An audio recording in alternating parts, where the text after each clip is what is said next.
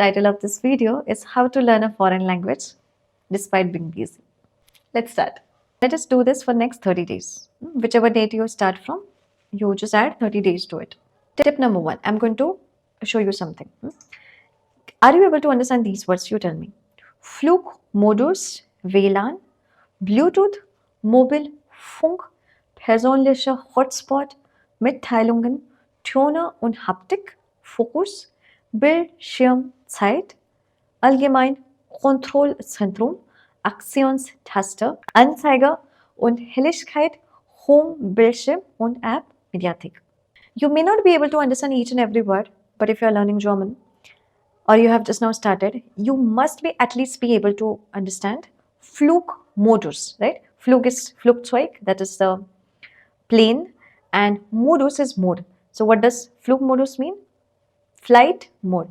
And that is my tip number 1, is to change your mobile language, English into German, without even knowing the word. You are able to understand because we are already well acquainted with this, all the settings and the names, or even by looking at the, what do we call it, the symbols, will be able to guess it. Now what this tells me is Bluetooth in German is Bluetooth. Persönlicher Hotspot, hotspot I know, and persönlicher, it is personal hotspot. Focus, focus. Bildschirmzeit, now Zeit I know, Zeit is time. Bildschirm, it is actually screen time.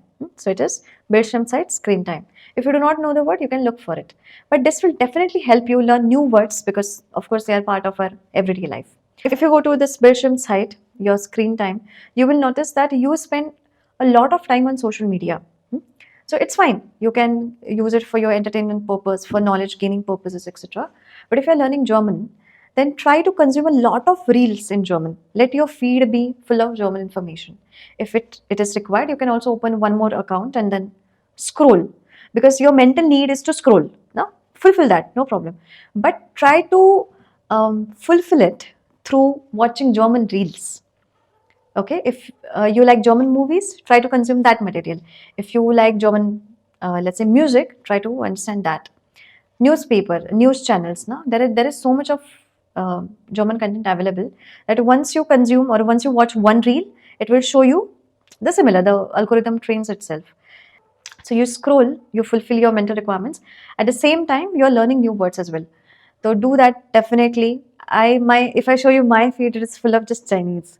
Because I have been just looking at Chinese content for past 3 months. There's nothing in my phone other than Chinese. But that helps me actually, yes. But what I have done is I have one personal account through which I consume a lot of like extra information like fun reels, Marathi fun reels, or some cloth related reels, fashion, beauty, cats, etc. And through my own account of Language business, I consume only Chinese. Okay, so we have changed our mobile language to German. We are doom scrolling a lot. We are getting a lot of German related content online. Now let me talk about one more input method, which is listening. Okay, and specifically passive listening.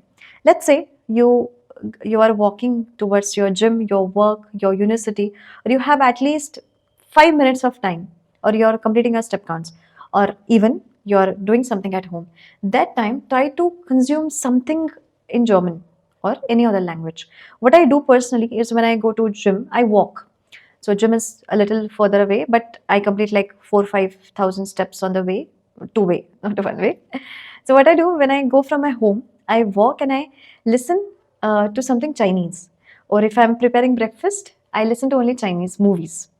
So I do not actually pay attention because I have already watched those movies. I replay them. I understand Chinese every time. I train my ears to pick up those sounds, the tones.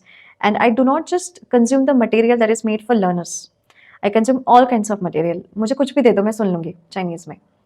So I try to pick up different accents, different dialects, because in every different parts of China, they speak in different dialects. So I try to understand that as well.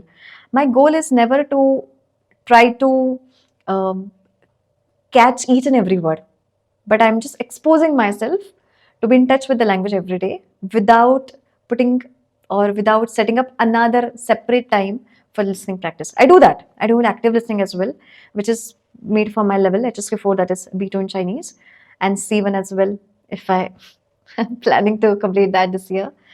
But yes, I try to listen a lot, and that helps me. That is going to help you as well. In the description of this video, you will find some excellent podcast recommendations. Go through that. Tip number 4 is to utilize your waiting time. I'll give you some scenarios, some examples of waiting time.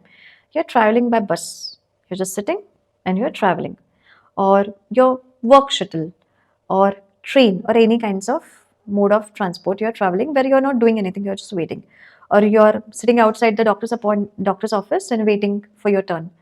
Or in my case, I also wait during my workout sets. So what I do is during my workout sets, as my body is cooling down, trying to regain the strength, I do a lot of flashcards in Chinese. So you just flashcards is a method where there is a word given, or it could be an image as well, and you try to understand that. So I have this HSK4 book, that is the app for on my phone for Chinese. For German, you have a website and the app called Cram, which shows the flashcards. Or you have some Duolingo is an example, excellent example of the same. So during that time, I do it.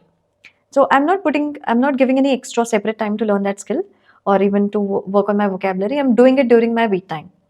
So that is how I utilize that time. And at the end, I feel productive. Okay, now this is the last tip, but very important is by now you must have noticed that I like to talk a lot. I talk a lot throughout the day. But one thing I do is also self-talk. So what if you try to do that in the language that you're learning? You may not, you may struggle framing a sentence, but again, you're at the learning stage, so don't to be too harsh on yourself. What I do is, if I'm going, let's say right now I'm done with my class and I want to have a cup of tea. So I will try to think that in German. Okay, German example would be, ich möchte einen Tee trinken, oder ich möchte eine Tasse Tee trinken. In Chinese, that would be 我要喝茶, 一杯茶. So I will try to build a sentence in Chinese. And because I'm doing a lot of self-talk, I improve as well. I try to remember, अच्छा इसके लिए क्या बोलते हैं, उसके लिए क्या बोलते हैं. I may mess up the sentence formation, but I am working on the vocabulary. These are some of the tips that I use personally for my upcoming Chinese exam. But my goal of this exam is not to just clear the certification. Again, that's the, what do we say? That is a reflection of whatever I'm doing in the class. The books that we have now for any language, they are made for learners. But of course, the real life situations are going to be completely different. That is why we have to make sure that there is a balance between what we consume in the class, which is for learners, and what do we actually use in our daily life. So self-talk, changing the mobile language, or utilizing your waiting time.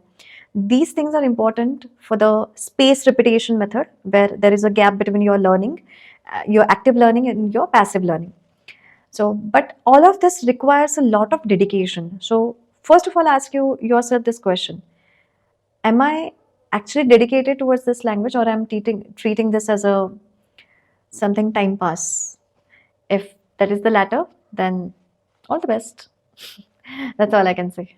But if you're actually thinking of building this skill of foreign language, then you have to make sure that it is a part of your everyday life.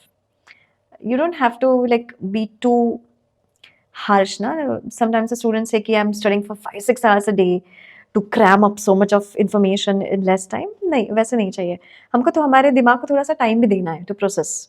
So that is why the spaced repetition or exposing yourself to the same words again and again, this is necessary. Alright then, I have to now study for Chinese, and let me know if you find this video useful. Do not forget to follow me, like this video, subscribe to the channel, because I'm going to come up with a lot of such videos. And whenever possible, I'm shooting, editing, everything. So allow me that time. During this time, if you want me to create any videos, do not forget to let me know in the comments. And meanwhile, do not forget to go through my profile over Instagram and YouTube. You are definitely going to find some videos which are going to help you personally to improve your German. Alright then, I'll see you in the next one. Bye-bye.